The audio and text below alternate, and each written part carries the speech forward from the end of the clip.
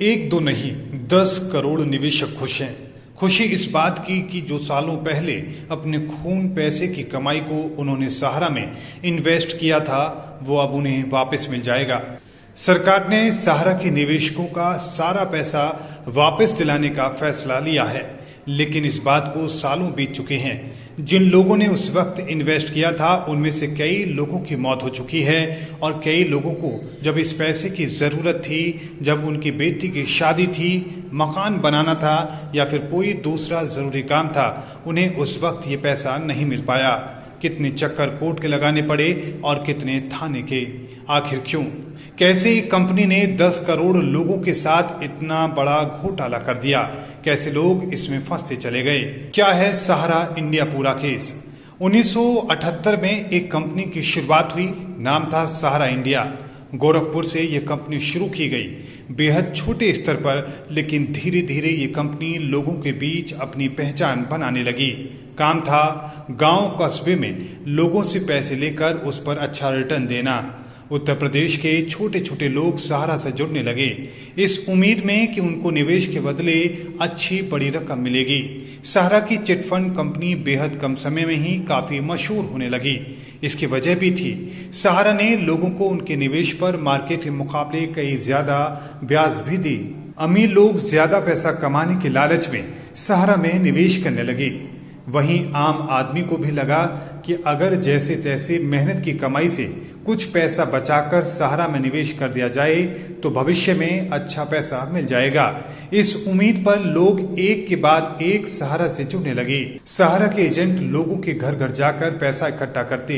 इससे लोगों को निवेश में ज्यादा परेशानी भी नहीं उठानी पड़ती। कंपनी ने गांव-गांव में अपने एजेंट बनाए जिनका काम लोगों को निवेश के लिए प्रेरित करना होता था। शुरू में लोगों को उनके पैसे के बदले काफी अच्छा रिटर्न भी मिला। इस वजह से भी इस कंपनी पर लोगों का विश्वास बढ़ने लगा। एक तरफ इन्वेस्टमेंट बढ़ रही थी, दूसरी तरफ सहारा ने अपना काम भी काफी फैला लिया था। सहारा की नई कंपनी खुल चुकी थी, कई नामों से ये चिटफंड का काम चल रहा था। कई सालों तक ये काम ऐसे ही चलता रहा। कंपनी में 86,000 करोड़ रुपए का निवेश हो चुका था, लेकिन साल 2009 में सहारा की असली हकीकत सामने आई जब आईपीओ के लिए सहारा ने सेबी में आवेदन दिया था। सेबी यानी वो संस्था जिसका काम भारत के पूंजी बाजार में नियंत्रण करना है। सेबी को सहारा के पैसा इकट्ठा करने के तरीके में कुछ गड़बड़ी नजर आई। खबर सामने आई कि कंपनी के जरिए मनी लॉन्ड्रिंग का काम हो रहा था। सेबी के आदेश के बावजूद सहारा नहीं लौटा पाया लोगों का पैसा। इसके बाद सेबी सहारा की 2 कंपनियों को पैसा इकट्ठा करने के काम को बंद करने के आदेश देता है।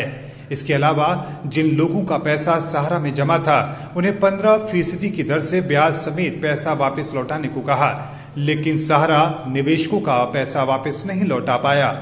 अदालत में केस चलता रहा, लोगों का पैसा यूं ही फंसा रहा।